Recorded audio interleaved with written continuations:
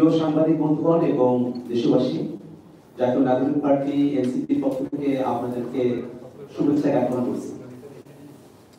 আমরা শ্রদ্ধার সঙ্গে স্মরণ করছি আমাদের হাজারো শহীদদের, যাদের রক্তের বিনিময়ে এক নতুন বাংলাদেশে 1 বছর পূর্তির পরে আমরা নতুন বাংলাদেশের সম্পর্কে জানিয়ে রাখতে পেরেছি। একই সাথে আমাদের সকল আহত এবং এখনো যারা হাসপাতালের পেটে কাতরাচ্ছেন তাদের আরোগ্য কামনা করছি। গণঅভ্যুত্থানের 1 বছর পূর্তিতে বহুল আকাঙ্ক্ষিত জুলাই ঘোষণাপত্র পাঠ করা হয়েছে।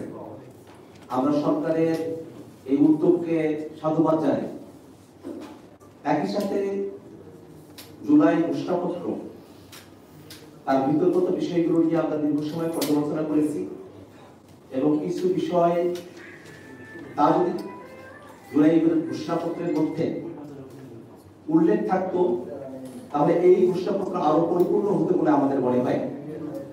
সেই বিষয়গুলোই আমরা আপনাদের কাছে উপস্থাপন করব। আমরা গত বছর বৈষম্যবিরোধী ছাত্র আন্দোলনের উদ্যোগে জাতীয় শহীদদের একত্রিত হয়েছিলাম এবং সেখানে জুলাই ঘোষণাপত্রের বিষয়ে ছাত্র জনতার পক্ষ থেকে দাবি জানানো হয়েছে। সরকার সময় চেয়েছিলেন, একটা দীর্ঘ সময় উদ্বিগ্ন হওয়ার পরে দীর্ঘদিন আমাদের অপেক্ষা করতে হয়েছে। সে অপেক্ষার অবশেষে অবসান ঘটেছে গতকাল। আমরা জুলাইয়ের যে ঘোষণাপত্র পেয়েছি তাতে জুলাইয়ের সকল শহীদদের জাতীয় বীর হিসেবে স্বীকৃতি প্রদান করা হয়েছে।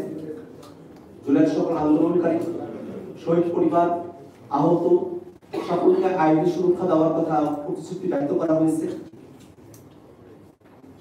এই ঘোষণাপত্রের মধ্য দিয়ে রাজনৈতিক দলগুলোর তরফে আবারও প্রতিশ্রুতি ব্যক্ত করা হয়েছে যে বাংলাদেশ একটি বৈষম্যহীন, দুর্নীতিমুক্ত, ফ্যাসিবাদ মুক্ত একটি রাষ্ট্র কাঠামো আমরা পাবো। এবং একই সাথে এই ঘোষণাপত্রের আরো পরিপূর্ণতার জন্য আমরা দীর্ঘ সময় ধরে সরকারের কাছে যে দাবিগুলো জানিয়ে এসেছিলাম তার কিছু বিষয় এখানে অনুপস্থিত থেকে গেছে। আমরা যদি একেবারে শুরুর সময়টাকে খেয়াল করি, উপনিবেশ বিরোধী লড়াইয়ের কথা বলা হয়েছে, কিন্তু এই ভূখণ্ডের মানুষের উপনিবেশ বিরোধী লড়াইয়ের অন্যতম রেফারেন্স পয়েন্ট 47কে এখানে উল্লেখ করা হয়নি।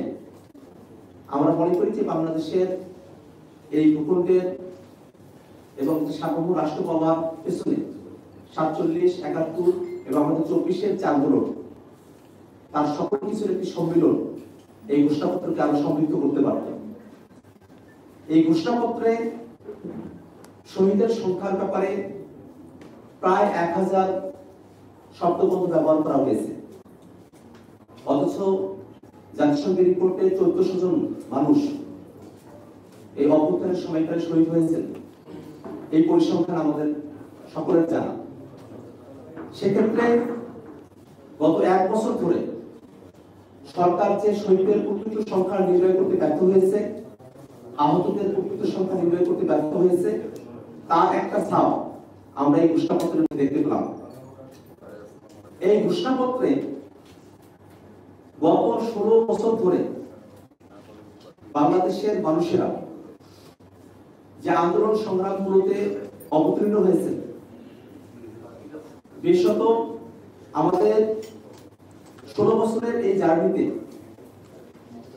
রাষ্ট্রীয় গুরুত্বপূর্ণ যে বিষয়গুলো জাতির কাছে আমাদের কাছে মনে হয়েছে তার অনেকগুলো বিষয় এখানে অনুপস্থিত থেকে গেছে। পিলখানা হত্যাকাণ্ড, শাপলা গণহত্যা, জুডিশিয়াল কিলিং, ভ্যাট বিরোধী আন্দোলন, 2008 সালে কোটা সংস্কার আন্দোলন এবং নিরাপদ সড়ক আন্দোলন, আবরার ফাঁদের হত্যার বিরুদ্ধে আগ্রাসন বিরোধী আন্দোলন, মোদী বিরোধী আন্দোলনের কথা এই ঘোষণাপত্রে উল্লেখ থাকলে ঘোষণাপত্র পরিপূর্ণ হতে পারত। আমরা মনে করি যে গত 16 বছর ধরে বাংলাদেশের মানুষেরা আরো অসংখ্য আন্দোলন সংগ্রাম করেছেন, কিন্তু ইতিহাসের এই পর্বে যে ঘটনাগুলো আমাদের জাতীয় জীবনে দীর্ঘমেয়াদী ছাপ রেখে গেছে, সেই ঘটনাগুলোর উল্লেখ করা আমাদের জাতির জন্য গর্বের বিষয় হতে পারত। একই সাথে আমরা মধ্য দিয়ে আমাদের সংগ্রামগুলো আরো ঐতিহাসিক স্বীকৃতি সুনির্দিষ্টভাবে অর্জন করতে সক্ষম হতাম। সব থেকে গুরুত্বপূর্ণ যে বিষয়টা আমাদের কাছে মনে হয়েছে, এই ঘোষণাপত্রের 25 এবং 27 নম্বর পয়েন্টে আয়োজিত নির্বাচনের মধ্য দিয়ে নির্বাচিত সরকারের সংস্কারকৃত সংবিধানে তফসিলে এই ঘোষণাপত্রকে উল্লেখ করার কথা বলা হয়েছে। আমরা জাতীয় নাগরিক পার্টি এনসিপি দীর্ঘ সময় ধরে বাংলাদেশে নতুন সংবিধানের দাবি জানিয়ে আসছে। সে লক্ষ্যে গণপরিষদ নির্বাচনের মধ্য দিয়ে নতুন সংবিধান পুনর্লিখনের দাবি আমরা সরকারের কাছে করে এসেছি। ঐক্যমত্য কমিশনে রাজনৈতিক দলগুলোর মধ্যে সংস্কারের বিভিন্ন বিষয়বস্তুতে ঐক্যমত্য তৈরি হয়েছে, কিন্তু এখনো পর্যন্ত সেখানে বাস্তবায়নের পথ কি হবে তা নিয়ে আলোচনা করা হয়নি। সেক্ষেত্রে যখন এই ঘোষণাপত্রকে পরবর্তী সংস্কারকৃত সংবিধানের উপর ছেড়ে দেওয়া হয়, স্বভাবতই আমরা যে নতুন সংবিধানের দাবি জানিয়েছি, গণপরিষদের কথা বলেছি, সংবিধানে অন্তর্ভুক্তির কথা বলেছি, সেই প্রক্রিয়াকে পাশ কাটিয়ে যাওয়া হয়। আমরা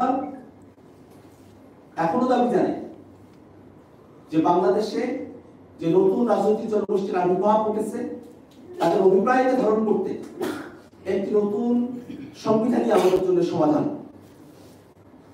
এবং সেই নতুন সংবিধানে প্রস্তাবনার মধ্যেই জুলাইয়ের ঘোষণাপত্রকে অন্তর্ভুক্ত করার দাবি আমরা জানি।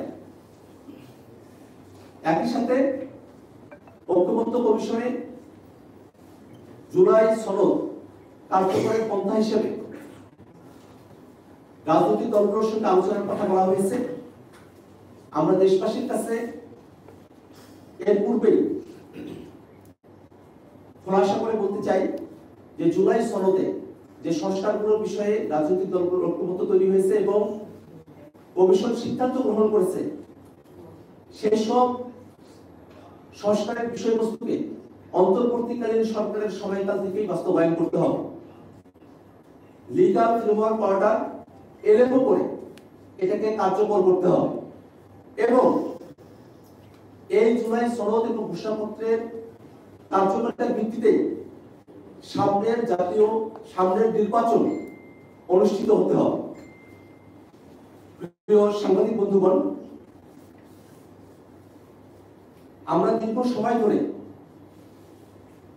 বাংলাদেশের মানুষেরা গুম, খুন, আয়না ধরে নির্যাতন, অত্যাচার, বিচার বহির্ভূত হত্যাকাণ্ড, দুর্নীতি, অপশাসন, ফেসিবাদের যাতা বলে আমরা পিষ্ট হয়েছে। সেই নতুন বাংলাদেশকে আমরা নতুন করে গড়তে হলে বাংলাদেশের সকল রাজনৈতিক শক্তিকে, বাংলাদেশের মানুষেরা যে আকাঙ্ক্ষার ভিত্তিতে 24-এর গণঅভ্যুত্থানে সামিল হয়েছিলেন, একজন রিক্সা চালক, একজন শ্রমিক মজুর, একজন কিশোর, তরুণ, শিশু, নারী, তাদের সকলের মনের যে চাওয়া, সেই বাংলাদেশ প্রতিষ্ঠা করতে হলে আমাদেরকে আমাদের সংগ্রাম জারি রাখতে হবে। একই সাথে গতকাল মাননীয় প্রধান উপদেষ্টা জাতির উদ্দেশ্যে ভাষণ দিয়েছেন। ফেব্রুয়ারিতে নির্বাচনের সময়সীমার কথা উল্লেখ করেছেন। আমরা মনে করি, এবং পূর্বেও আমরা বারবার ব্যক্ত করেছি, যে ডিসেম্বর থেকে জুনের মধ্যে সরকার যে সময়সীমার মধ্যে নির্বাচন আয়োজন করতে চায় তাতে আমাদের আপত্তির কোনো জায়গা নেই, কিন্তু নির্বাচন আয়োজনের পূর্বে সরকারের অবশ্য করণীয় কিছু কর্তব্যের জায়গা রয়েছে। এই সরকার গণহত্যাকারীদের বিচার করা এবং রাষ্ট্র কাঠামোর গুণগত পরিবর্তনের জন্য সংস্কারের ম্যান্ডেট নিয়ে সরকারের যাত্রা শুরু হয়েছে। অতএব নির্বাচনের পূর্বে বিচারকে দৃশ্যমান করা এবং সংস্কারকে বাস্তবায়ন করা এই সরকারের অবশ্য কর্তব্য। একই সাথে নির্বাচনের পূর্বে মাঠ প্রশাসনের নিরপেক্ষতা নিশ্চিত করা এবং লেভেল প্লেইং ফিল্ড নিশ্চিত করা অবশ্যই সরকারকে আমাদের কাছে প্রতিশ্রুতি ব্যক্ত করতে হবে এবং নির্বাচনের পূর্বে সংস্কার বিচারকে দৃশ্যমান করা, মাঠ প্রশাসনের নিরপেক্ষতা নিশ্চিত করা, লেভেল প্লেইং ফিল্ড নিশ্চিত করার নিশ্চয়তা আমাদেরকে দিতে হবে। সাংবাদিক বন্ধুগণ, আমরা এই জুলাই ঘোষণাপত্রে যে প্রতিশ্রুতিগুলো ব্যক্ত করেছি